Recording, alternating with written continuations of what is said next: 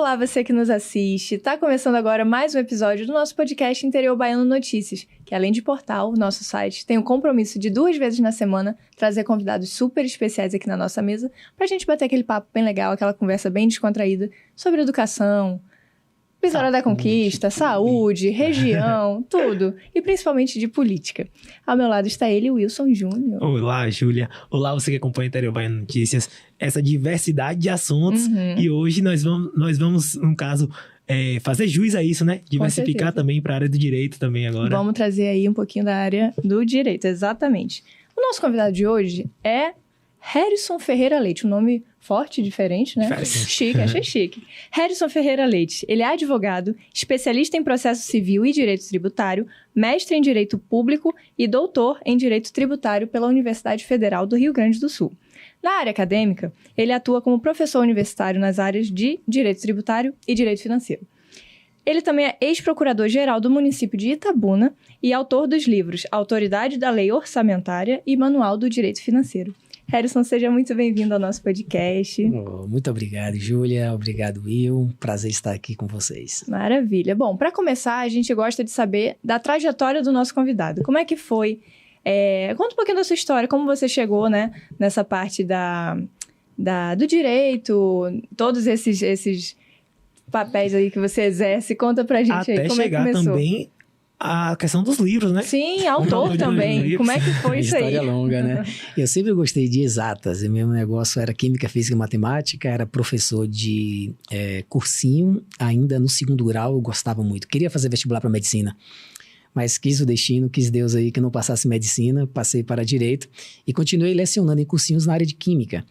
Então, quando chegou na faculdade, que eu vi a matéria de direito tributário, calcular imposto, ICMS, imposto de renda, quando eu vi número, eu falei, é aqui. Nossa. Aí pronto, me apaixonei por tributário. Assim que terminei o curso, eu fiz um processo seletivo para ser professor da Universidade Estadual de Santa Cruz. Aí depois enveredei pelo mestrado, fiz mestrado em São Paulo, no Rio Grande do Sul. Morei um tempo na Escócia, eu fiz um doutorado sanduíche, então fiquei 1 ano e meio na Escócia, aperfeiçoando o conhecimento de teoria geral. E quando voltei para o Brasil, aí abri o concurso na Universidade Federal da Bahia, em 2009. O professor Edivaldo Brito, 30 anos, titular da cadeira de Direito Tributário, se aposentou e abriu uma vaga.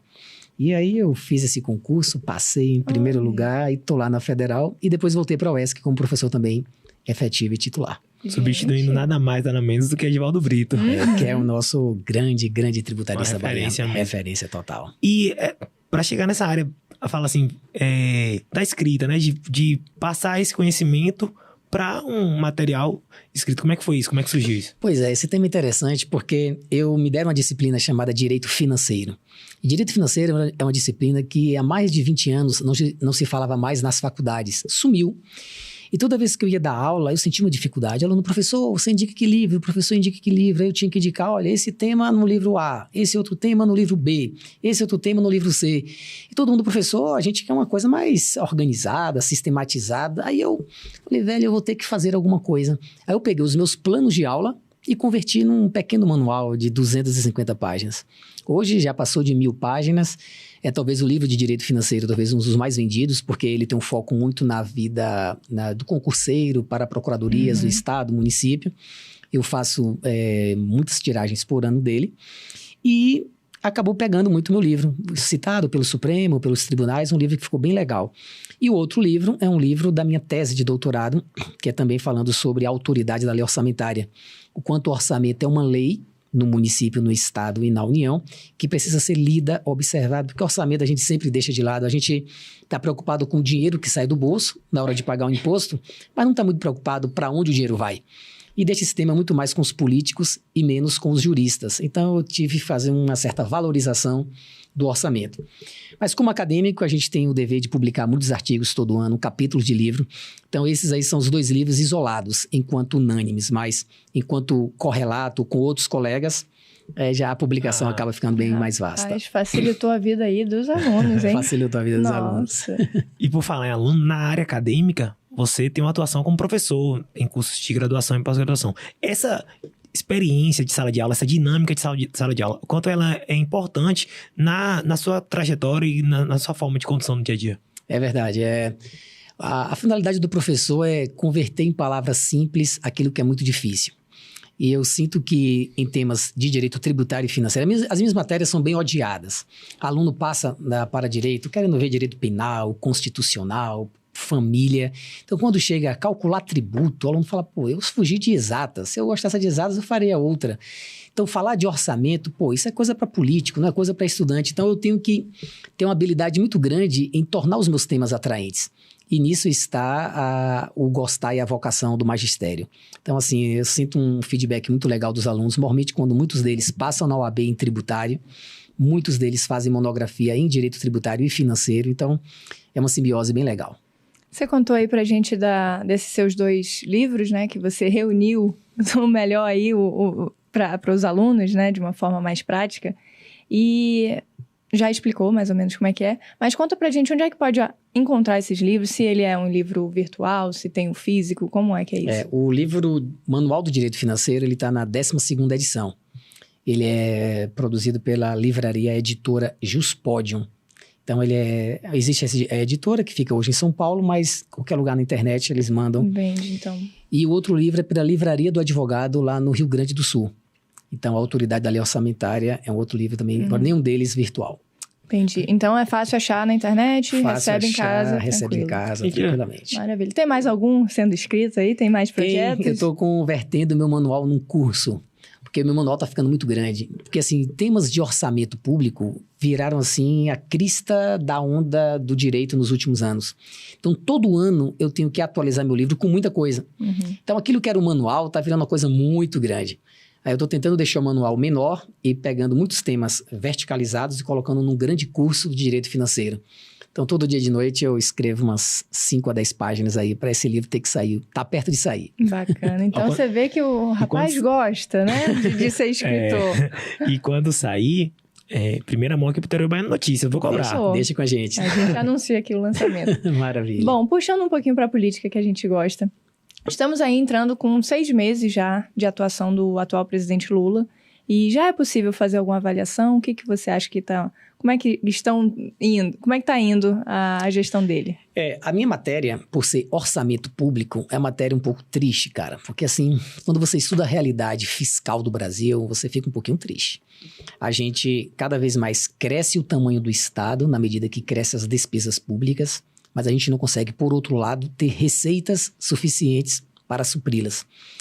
E, nesse sentido, o governo do atual presidente é um governo tendente a um Estado maior. É um governo tendente a melhorar a categoria de servidores, abrir mais concursos públicos, aumentar o tamanho do Estado. E quando você aumenta o tamanho do Estado, você traz um grande perigo. O perigo é não ter receitas suficientes para cumprir essas despesas. Então, nesse sentido, o Estado ainda não está fiscalmente responsável. Ele está precisando descobrir quais despesas ele cortará e não consegue, e como aumentar a receita, o que também não consegue. Porque receita depende de muita credibilidade, investimento em infraestrutura, depende do PIB crescer. E para o PIB crescer, não é vontade apenas. É um conjunto de reformas que precisam ser realizadas e que a gente não tem muito capital político para isso. E em relação a essa proposta do arcabouço fiscal, você tem alguma avaliação sobre essa proposta que você poderia falar pra gente? E uma pergunta, ela resolve esse problema orçamentário do país? Ela ajuda a resolver? Como é que é? Em que, digamos assim, patamar ela chega para ajudar nesse problema orçamentário? Pois os governos eles se dividem por diversas classificações, mas existe um governo que pensa num Estado menor e existem governos que pensam no Estado maior. No final do ano passado, após a vitória de Lula, eles aprovaram uma emenda constitucional dizendo vamos revogar o teto de gastos, que foi aquele teto criado na época de Michel Temer. E o teto dizia uma coisa, a despesa do Estado no ano que vem só cresce no mesmo tamanho da despesa do ano anterior, acrescida da inflação. Então a despesa não cresce com o aumento da receita. A receita pode aumentar o tanto que for, a despesa está limitada, era o teto. Por quê? Porque a gente é deficitário hoje, a gente arrecada menos do que precisa para gastar. E gastar, sim, salário, aluguel, não é gasto de investimento. Então, eles, no ano passado, romperam com o teto. Falaram que o teto vai acabar agora no dia 31 de agosto de 2023. E a gente vai mandar uma nova lei para suprir o teto, que é o novo arcabouço fiscal. Então, assim, o novo arcabouço fiscal, ele acaba sendo a vontade política para permitir o Estado gastar mais. Tem esse detalhe. problema de que o Estado gastar mais é esse compromisso de responsabilidade, de equilíbrio. As futuras gerações ficarão ou não responsabilizadas por esse custo que no presente a gente está criando. Mas que tinha que vir um outro, tinha, porque o momento político no Brasil demandaria também. Porque assim, é um negócio difícil, cara. Você precisa aumentar gastos com o social, com algumas coisas, mas ao mesmo tempo acaba sendo um gatilho para gastar com outras coisas que eu também quero e não vou falar quais são. Então é um negócio meio delicado. O certo é que o novo arcabouço, ele permite o Estado gastar um pouco mais, mas ele não mostra, assim, meios de contingenciar gastos. Então, ele acabou sendo um pouco mais frágil do que o anterior. Ele tem muitas exceções, tem 13 exceções, quando no anterior tinha 4 exceções. E ele, talvez o único problema é porque não disse de onde vai tirar o dinheiro e não diz o que é que corta de despesas. Mas o Estado, ele entendeu que durante muito tempo ficou muito achatado no seu crescimento de despesas, então agora quer ter um fôlego para crescer. O que o governo atual importa trazer é como é que a gente vai fazer esses ajustes. O antigo teto, o governo atual, ele questiona que mesmo existindo o teto de gastos no governo anterior, ele passou durante os últimos 3 anos sendo extrapolado em até valores bem acima do que se previa com a entrada do novo governo. Extrapolar o teto, tendo ele, também não é algo que prejudica do ponto de vista do mercado, de crescimento de investimentos? O teto foi furado várias vezes no governo anterior. Mas assim, o furo do teto teve pandemia que justificou furar teto, e aqueles gastos que são considerados gastos extraordinários também furaram o teto diversas vezes, criando auxílios, teve medidas eleitoreiras para aquilo, então o teto também foi furado. Por isso que a galera falou, esse teto está com tanta goteira que tem que mudar, vamos mudar o teto. Mas assim, é porque é difícil você governar com rigidez fiscal. Ninguém ganha uma eleição dizendo, olha, no meu mandato não vou dar reajuste de servidor, não vou fazer concurso. Não elege, isso não é política para se eleger. E você nota que os políticos geralmente na campanha falam uma coisa, depois quando entram no poder exercem outra coisa. Então isso é muito comum, infelizmente. Você, para fazer política, tem que dizer, vou melhorar o Bolsa Família, vou melhorar isso, vou melhorar aquilo. Tudo isso é custo. Agora, na hora que você chega no poder, a dúvida é, e vai tirar dinheiro de onde? Então, se não é que o teto anterior era o melhor que tínhamos, tá bem? Mas a gente precisa transmitir para a sociedade um nível de controle de crescimento dos gastos. Porque se você toma um dinheiro emprestado para cobrir esses gastos, à medida que você não se controla, quem te empresta fica com dúvida se lá na frente você terá condições de pagar aquilo que emprestou. E isso aumenta o risco do Brasil. Então, desde 2014, o risco do Brasil só foi aumentando. Então, a gente precisa mostrar para quem nos empresta, dado que o que a gente arrecada não é suficiente, a gente precisa mostrar, a gente está no controle. É isso que precisa. É o recado que precisa ser dado, nós temos controle da situação fiscal do país. A extensão territorial do Brasil. O Brasil é um país enorme, né? Continental. Né? Isso influencia muito nessa parte desse controle de gastos, dessa parte, né, financeira, digamos assim. Nós somos um país assim muito desigual. Então, nós precisamos ter equilíbrio no sentido de tirar de quem tem e distribuir com quem não tem. E por ser um estado também muito desigual e muito grande, essas regiões maiores e às vezes mais pobres, delas não há recursos suficientes para cobrir as suas despesas. Por exemplo, estados lá como Roraima, que antigamente eram territórios, a União até hoje banca a folha, a União paga despesas deles, entendeu? Então assim, o fato de ser um estado grande e não todo produtivo, não todo industrializado, com os seus bolsões ainda de pobreza, isso aumenta o custo do estado. Porque o estado tem que ter muita política distributiva, então tira de uns para outros. Mas talvez assim o grande problema não seja nem talvez assim essa distribuição para quem mais precisa. É a concentração na mão de poucos que já tem muito e que não precisariam tanto. E mexer nisso é muito difícil. Muito difícil. Essa pergunta que a Júlia fez, ela me veio um gancho aqui para falar dos pequenos municípios. Que você falou aqui agora sobre a questão dos estados que a União ainda banca, né? Nos pequenos municípios acontece também isso, não é? Da prefeitura ter que meio que bancar a existência do município como um todo, do setor. Como resolver esse problema aí, que também afeta os pequenos municípios? Acreditem que desde 88, a gente no Brasil tinha uma lei que dizia: novos municípios serão definidos por lei estadual. O que aconteceu? Os estados fizeram leis permitindo a criação de milhares de municípios. foram quase 1.500 municípios criados em um intervalo de uns 15 anos. Aí veio uma lei dizendo, não, a partir de agora, para criar município, depende de uma lei federal que não existe. Então, paramos a criação de novos municípios. O que foi que fizemos? Criamos municípios de 3 mil habitantes, 4 mil, 5 mil, 7 mil. E esses municípios, como você disse, eles não têm receita própria. Existe um fundo para os municípios chamado FPM, Fundo de Participação dos Municípios. O fundo é o mesmo. Cada município novo que você cria, ele tira um pedaço do fundo. Então, tira de outro município para ir para aquele que foi criado.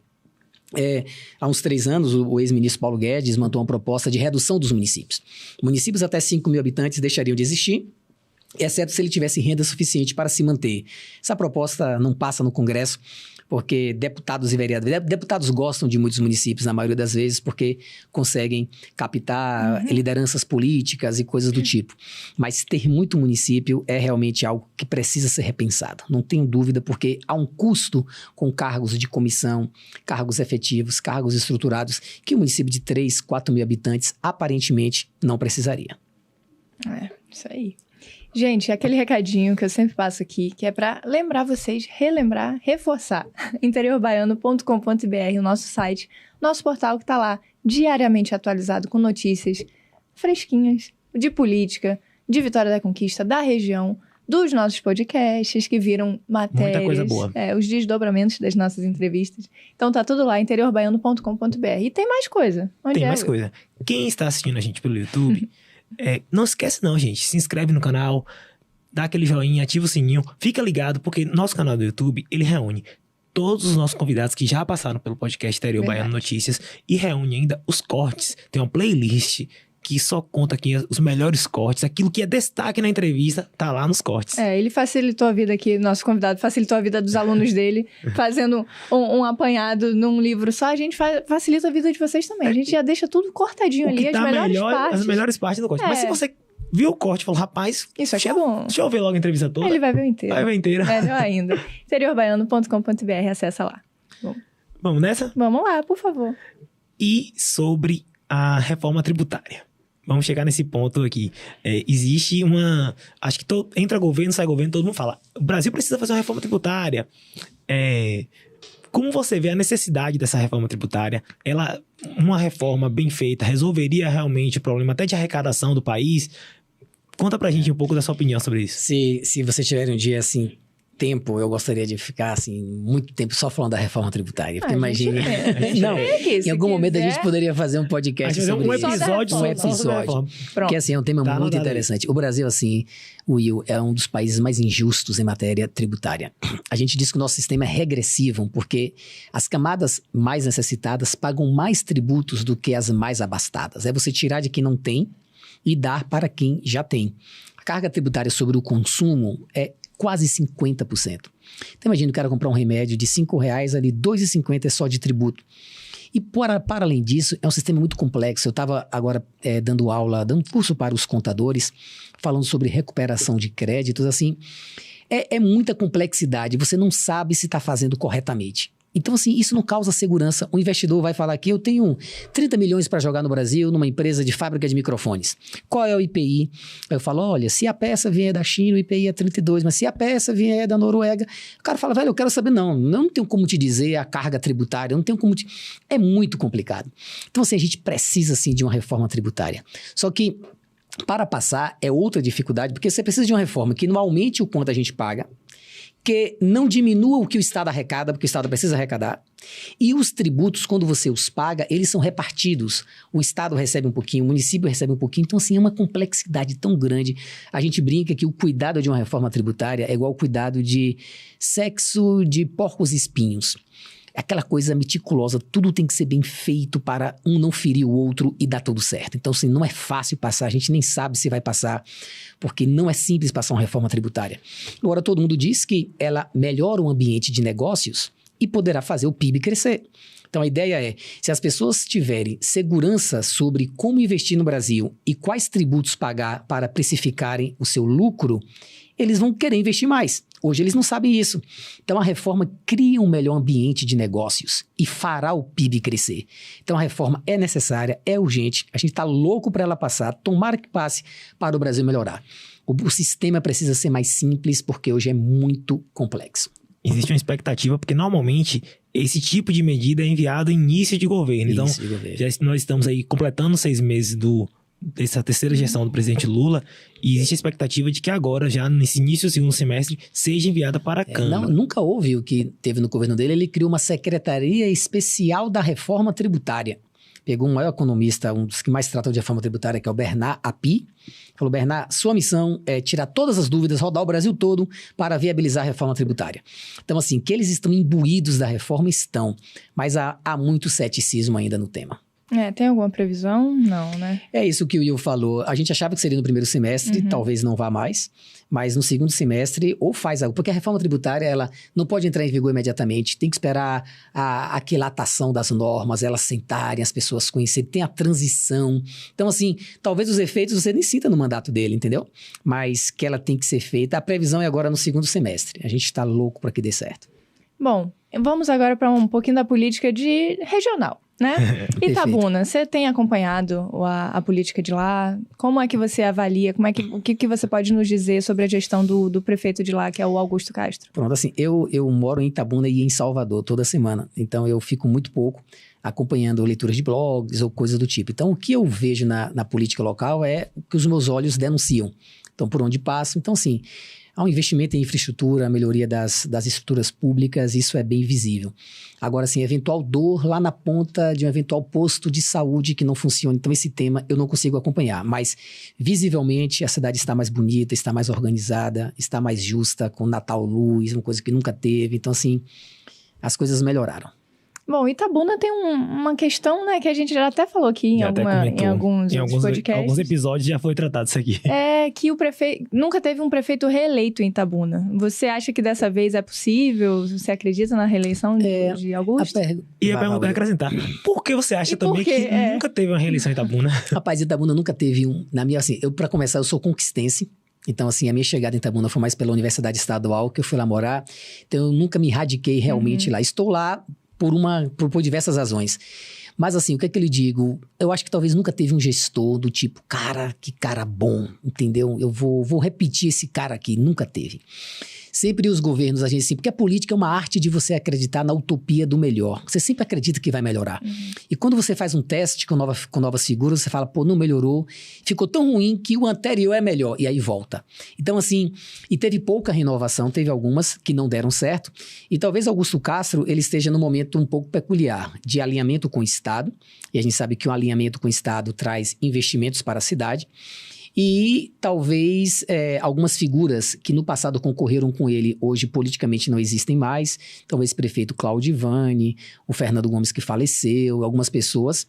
E eu penso que há sim uma chance, tudo vai depender deste ano que vem, que é um ano decisivo, se os investimentos continuarem, porque vamos lembrar que o governo do estado, ele pode ser talvez o grande prefeito de uma cidade. Se acontecer, por exemplo, o que aconteceu em Ilhéus, construir uma ponte, duplicação de vias, então assim, à medida que esses investimentos vêm, para o cidadão a cidade ficou melhor. E ele fatalmente, o bom, relaciona aquilo com o que está à frente da gestão. Então, se o Estado continuar fazendo investimentos em Itabuna, como está fazendo, e tendo uma gestão, tem um dinheiro de precatório agora que vai chegar, que vai dar... Então, se eu creio que é possível esse mito aí, ou esse tabu, né, tabu aí... não ser quebrado. Tem muito munícipe que não consegue identificar muito se é obra do Estado, do governo federal, do município. Isso... pro gestor acaba sendo uma coisa meio complicada, né? Porque às vezes, assim, ou até boa, no caso, quando ele usufrui de um investimento ali do Estado, que às vezes nem é alinhado politicamente a ele, mas Mas... Não tenha dúvida. Isso é uma coisa que talvez devesse mudar na nossa reforma política. Porque você vê assim, se o rapaz é alinhado ao Estado, tem 40 milhões de investimento na cidade. Na cidade do lado não é alinhado, não tem investimento nenhum. Porque recursos próprios não há suficientes para os municípios fazerem muita coisa. Tem municípios fora da curva, como um município como São Francisco do Conde, que tem muito petróleo, Mucuri, que tem uma empresa que exporta. Então, municípios que têm as receitas fora da curva. Mas no tradicional, a receita própria não resolve o problema. Então, quando o Estado chega com o aporte dele, aí muda a realidade. Então, o prefeito que consegue fazer alinhamentos, há uma grande possibilidade de uma gestão melhor. E como você falou, para o munícipe, a cidade está ficando bonita, está ficando melhor. Créditos para quem está à frente da prefeitura. Aí o Will, que é de Itabuna, inclusive você que não sabe. Se o prefeito de lá não se reeleger, você pode se candidatar, amigo. Defender a sua cidade aí. Vamos pensar nisso aí, né? Não vai não me deixa aqui não. Você tem que comandar essa bancada aqui comigo. A gente está caminhando para a reta final, tenho uma pergunta. Antes eu tenho uma outra pergunta que não está nem no nosso roteiro, mas é uma curiosidade. Você integrou a gestão do ex-prefeito Cláudio Vani, né? Vani do Renascer, eu conheço por esse nome, sou de Itabuna, gente. E a gestão de Vani, algumas pessoas elogiam, outras têm muitas críticas, mas o que faltou para a gestão de Vani ter dado certo lá em Itabuna? A pergunta é muito boa. Rapaz, assim, o Cláudio Vani é um cara fora da curva. Ele tem, assim, uma das coisas que todo político deveria ter. Ele não tem amor ao poder, não tem amor ao dinheiro, não tem amor a nada disso. E isso lhe tornou um cara muito desprendido. Então, quando ele chegou no poder, houve muitos problemas pessoais, de família, algumas coisas, e teve alguns desencantos. Alguns desencantos que você fala, rapaz, é possível entrar na política e agir do modo X? Aí quando ele entra na política e fala, se agir do modo X o tempo todo, talvez não ande. Então ele teve alguns desencantos com a política e esse desencanto lhe faz perder aquela paixão outonal de dormir e acordar pensando nela. Então logo no início ele já descartou a possibilidade de reeleição. E logo no início aquele amor pela política, no sentido de amor à política, ao poder e não amor ao povo, porque política é a arte de você distribuir o que você tem de melhor de recursos para os pobres, fazendo justiça fiscal. Política é uma coisa maravilhosa. Todos nós deveríamos nos imbuir da política. Até do ponto de vista bíblico, é uma coisa assim, você tem que pensar e falar, cara, qual é o maior instrumento de fazer justiça fiscal? Quem é que mais pode ajudar a tirar pobres da pobreza? Quem é que mais pode ajudar a tirar dinheiros dos ricos para poder distribuí-los aos pobres? São leis e estruturas políticas. Então, eu penso que ele vendo tudo isso, falando, velho, eu sou muito impotente para resolver tudo isso, eu preciso fazer muitos alinhamentos, e se desempolgou. E quando e política também tem um pouco de arte do dolo, dormir e acordar pensando, o que é que o Will está fazendo para que eu possa ajudá-lo e amanhã exigir alguma coisa? Tem um pouquinho disso, de interesses próprios, fingindo conciliar interesses alheios, a depender da pessoa na política, porque em todo lugar tem gente boa, tem gente ruim. Então na política tem alguém que também é um pouco doloso com as suas práticas. E como o Vani não tinha essa percepção, porque não queria, achava que era bom com todo mundo, então a arte de saber dizer um não, a arte de ser mais duro. Então esses problemas todos acabaram envolvendo e também muitas questões familiares, e ele voltou para o que há de melhor. Entre a política e o campo e a fé, ele preferiu o campo e a fé, e voltou a pastorear uma igreja no interior, porque ele falou, velho, onde é que está meu coração? Onde é que eu durmo, acordo querendo mudar? São nas coisas espirituais que ele gostava de fazer. Então ele voltou e aí abriu espaço para outras pessoas. Mas como eu te disse, é um cara dos mais íntegros que você vai imaginar, dos menos apegados ao poder, e que assim, você pode colocar pó em ouro que ele vai te dar tudo do jeito que você deixou. Isso aí. Tem uma pergunta que a gente faz aqui que é padrão também. É clássica. Aquela. E assim, pra finalizar, você explicou que você fica entre Itabuna e Salvador e tudo, mas a gente quer pedir uma avaliação trazendo pra números, né, Júlia? Pra número. Que é uma avaliação da seguinte forma. De 0 a 10, se fosse pra você dar uma nota, qual nota você daria pra gestão do prefeito Augusto Castro? E uma breve justificativa. Tá, eu daria uma nota 9. Justificativa, porque assim, um prefeito tirar um 10, ele tem que ser quase que inexistente. Mas com o esforço todo, eu dou uma nota 9 para ele. 9 é uma ótima nota. 9 é uma nota boa. Nossa, passa dinheiro, passa bem. Gente, só para reforçar, interiorbaiano.com.br, acessa aí o nosso site, o nosso portal, que lá vão ter todos os podcasts que já passaram por aqui, tá? Tem desdobramentos dos podcasts, as matérias que a gente faz sobre os convidados que já passaram por aqui, fora os outros inúmeros assuntos que tem lá, principalmente política de Vitória da Conquista e da região também, tá? Itabuna tá aí no meio. Itabuna tá no meio. Pode pesquisar lá que tem coisa sobre Itabuna, Maravilha. outros municípios. Então, acessa lá que o nosso site está completo, esperando o seu acesso. Isso aí, Júnior. E o YouTube e Spotify também, você que tá nos ouvindo, nos assistindo, nos Eu vendo. falei do recado do YouTube, mas Não, o outro foi. no outro intervalo, digamos assim, e não falei do Spotify, porque tem muita gente que acompanha o Interior Baiano, acorda, bota no fone, vai quando tá indo pro trabalho, quando tá indo na academia, tem gente correndo, né? Eu falo sempre que tem um amigo que acompanha a gente quando tá correndo, outro que tá quando tá lavando os pratos. Então sempre tem um horário de escutar um podcast. A gente então, tá online em todas as segue a gente e compartilha, gente. Gostou desse episódio? Compartilha. Tem um episódio anterior também, bem legal, compartilha. É isso aí. Instagram também. Nas redes. Estamos nas redes, né, amigo? É isso aí. Bom, agora a gente vai para o quadro que a gente encerra o nosso episódio aqui, o nosso programa. É um quadro bem simples, bem divertido, que a gente elenca 8 pessoas aqui, que ele não sabe, tá? Só reforçando aqui pra vocês. Reforçar isso que é importantíssimo. Tem gente que acha que a gente... Que é combinado. Que é combinado. Não é. Mas não é. Você pode ver pela cara dele. Temos 8 nomes aqui. Não é nada demais, fique tranquila. E a gente pede uma definição breve. Pode ser numa palavra, se for possível, senão uma breve frase. E aí a gente se diverte aqui, né, Uri? Pra gente é ótimo, né? Pra gente é ótimo, mas tá do outro lado deve ser difícil mesmo. Julgar é difícil. Mas vamos lá, pode começar. Vou começar a fazer as honras. Vai lá. Primeiro nome, Claudevane Leite. Íntegro. Augusto Castro. Eu diria... esforçado. Geraldo Simões. Geraldo Simões. Eu diria... tem uma frase? Pode ser uma frase? Pode, por favor. Geraldo Simões, eu acho que ele foi um pouco... Assim, eu não sou muito conhecedor da política nos seus detalhes, mas todos alegam que o fato de envolver tão somente a família em muitos projetos acabou afastando algumas parcerias. Então, eu acho que foi um pouco egoísta. Rui Costa. Rui Costa, eu diria inteligente. ACM Neto. ACM Neto, eu diria... É um homem... Assim, ACM Neto é um homem, eu diria, muito futurista, um cara muito dedicado, é um cara que pensa além da curva. Então, uma característica visionária. Alexandre de Moraes. Alexandre de Moraes, eu diria, comete excessos. Lula. Lula... É difícil. Uma definição para Lula. Eu acho que Lula hoje está revoltado. E Jair Messias Bolsonaro? Jair Messias, eu diria... Rapaz, tem muita coisa para falar, mas agiu com muita infantilidade em muitos aspectos, tentou mudar o mundo de vez e o mundo veio de si em cima dele e o devorou. Eu diria que ele foi um pouco despreparado. Pronto. 8 nomes. 8 nomes. Tá vendo?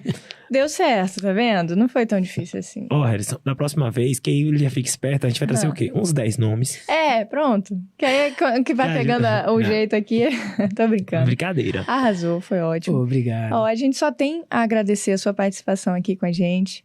Falou sobre direito, sobre os livros, sobre política, sobre tudo que a gente gosta de falar, né? Aí, como entrevistado, a gente tem sempre assim, ainda bem que só passaram por aqui pessoas maravilhosas, a gente sempre tem um agradecimento que a gente faz, realmente. Nós temos sorte nisso. Uhum. E muitas entrevistas são esclarecedoras, outras são entretenimento puro, mas... Cada entrevista tem o seu toque especial. Assim, nessa né? aqui deu pra gente aprender muita coisa também. Com certeza. Então, assim, muito legal por isso. Fiquei muito feliz. Eu também. E assim, o Interior Baiano tá de portas abertas. Sempre que quiser voltar, a gente vai fazer um episódio da reforma tributária. Vamos organizar essa pauta aí. Segundo semestre a gente vai ter essa oportunidade. Quando chegar na pauta da Câmara, logo quando for aprovado, a gente pode também pensar nisso. Vamos fazer assim, um episódio especial. Obrigado pela oportunidade. Sempre que precisarem, estarei aqui. Maravilha, parabéns aí então. pelo podcast, parabéns por todos os investimentos, por tudo. Maravilha. E obrigada também a você que está nos assistindo, que está nos acompanhando, que já assistia antes ou que chegou agora. Muito obrigada pela sua audiência, pela sua participação. E obrigada, Will, também, por estar ao meu lado, conduzindo aqui Eu que lindamente agradeço, Júlia. Muito obrigado. Hoje nós não combinamos, mas... Hoje não combinamos, mas é isso. É. Obrigada, gente. Até a próxima. Valeu, gente. Tchau, tchau.